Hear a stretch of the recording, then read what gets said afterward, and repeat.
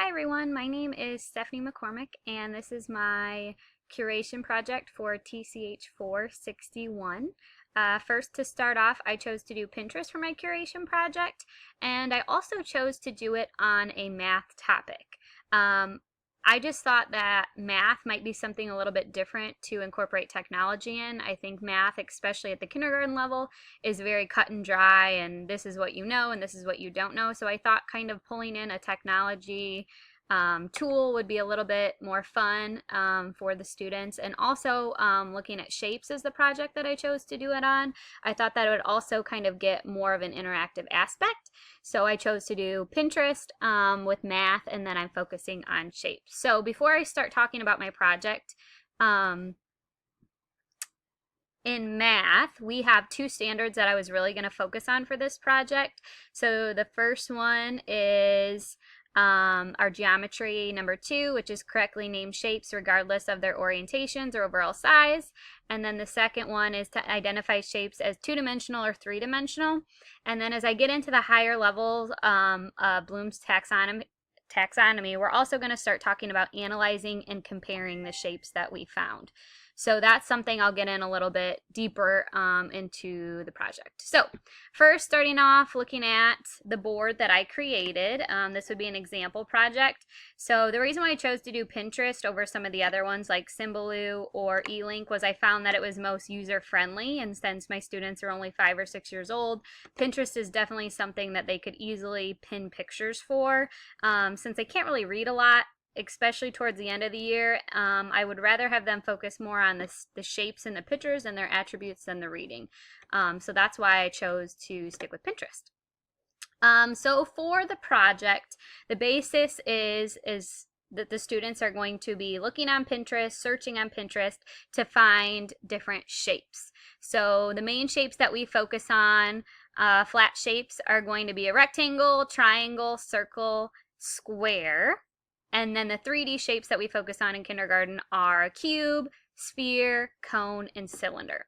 So basically, before I would get deep into the unit, this would kind of be like their introduction. So they would be on Pinterest searching and finding pictures of these shapes. Now, this is a great way for them to really connect shapes to their life because they're going to be looking for pictures of things they've seen before. So instead of me saying, find a circle, a flat circle that's just the color blue, they're searching on Pinterest for pictures of things that they know are a circle. For example, a pizza. Or if I'm saying, oh, look for a rectangle. Oh, I have a beach towel that's a rectangle. So right away, they're really making that connection to the shapes, and I think that's really, really important, and that's one of the reasons why I thought this would be really cool to do with shapes as a math project, because they can already relate to it right off the bat. These are things that they've seen in their everyday life. So they would first go on Pinterest, they would search, they can type in the search bar and look for different shapes that they have seen in their everyday life, both 2D and 3D. So that's the basics of the project. So looking at the project, how is this project going to enhance and deepen their understanding of the content or instruction areas? One of our questions in our rubric. And I think, like I said, right away the students are going to make that relation to their everyday life, which is very important, especially in kindergarten. So this is probably one of the first times they've been exposed to shapes, especially if they haven't been to preschool. So this is going to be able to have them make that connection right off the bat. So when we talk about cones and they can see ice cream cones, that's going to make a connection for them. Or if they see dice when we're talking about cubes, that's definitely going to make a connection for them. And I think that that's really, really important at a young age. So right away, they're going to be able to see these items and make that connection, which really, really, gets to that deeper understanding for them. How is this a meaningful way to use technology versus a cool tool in your instruction? So I think using Pinterest, especially at such a young age, it is cool and it's going to be fun for them, but I also think that it's also meaningful. So seeing these pictures and pinning them and creating a board where they are going to have this whole array of pictures is connecting the idea that these things are shapes. Okay, they're not just playing with blocks or tiles and this is a circle, this is a square. They can really look at these and say, oh, these squares are plates, or this circle is a pizza. So although this is a cool tool, I also think it's really enhancing that meaning of what they're doing. Also, Pinterest, I think, is something that is cool in the way that it's changing every single day. And later on in my project, I'm going to go ahead and talk about a different board that's going to be their end project where they are creating their own pins. And when we look at Bloom's taxonomy, that higher order of creating is what we're really trying to get to. And I think that Pinterest lends itself for that. And it also lends itself for sharing. So after students create their own pins or boards, they can share them with anyone, whether it's me or other students in the classroom or their family or anyone. So I think that it really lends itself for sharing as well. All right, so now let's talk about Bloom's taxonomy. So I really focused on the highest 3 levels. When looking at the highest 3 levels, the first one, so the 4th one actually from the bottom, is analyzing.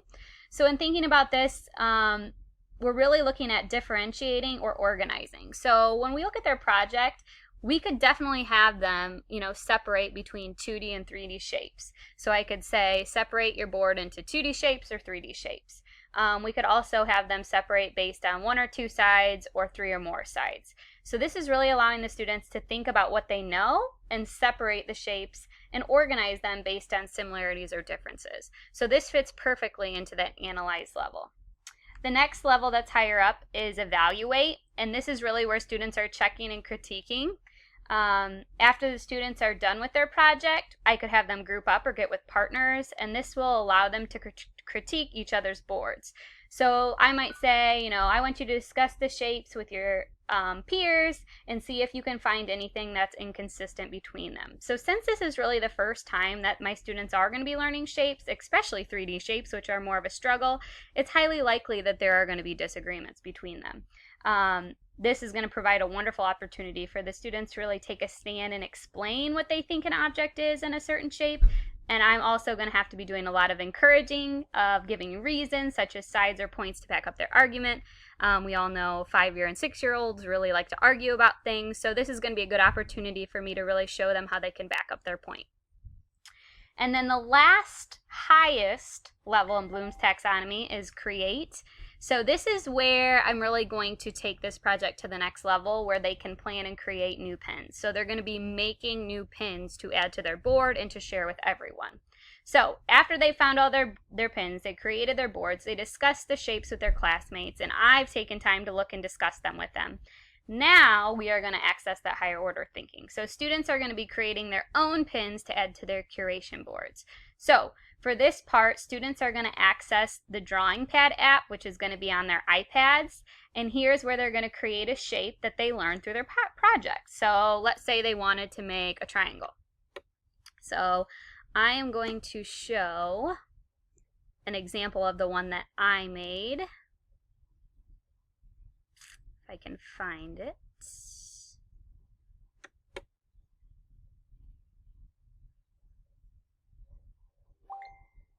I have a lot of boards on Pinterest. Letter matching.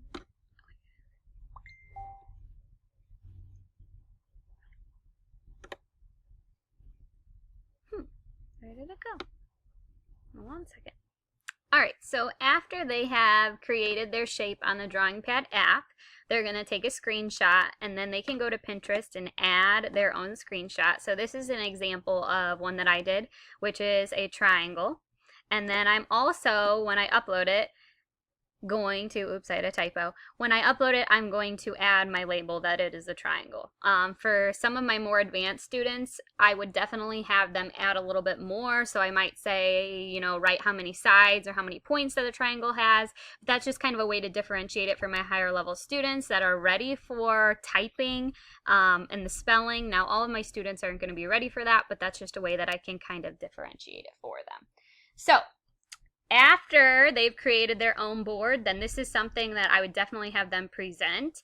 This would be a really cool project, I think, to present at parent-teacher conferences because I always have my students come with and show their work. So this board would definitely be something awesome for them to share with their parents that they've completely created by themselves.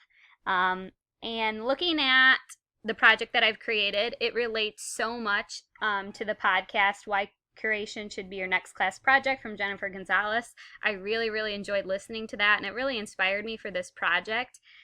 She has a lot of really great ideas in there. And one of her best quotes that I thought was, well-designed curation projects require a ton of critical thinking. And I think a lot of times students that are in kindergarten, 5, 6 years old, we just don't think about critical thinking. It's a lot about, these are the basics. Here are your letters, here are your shapes, here are your numbers, and we don't really dive in deep into some of those deeper ideas.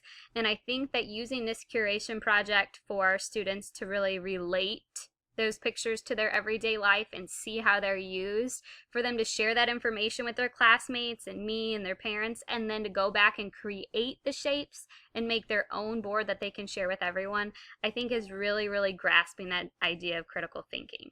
And like I said, at such a young age, it's hard to pull that into the curriculum, and I think that this is an amazing job, an amazing project, including using Pinterest to do it. I could also think of a ton of other projects I could do, especially for like science and social studies, but I thought that math would be something that's just a little bit trickier to find that connection to really engage our students, especially at a young level. So I thought this would be a great way to do it. Thanks for listening.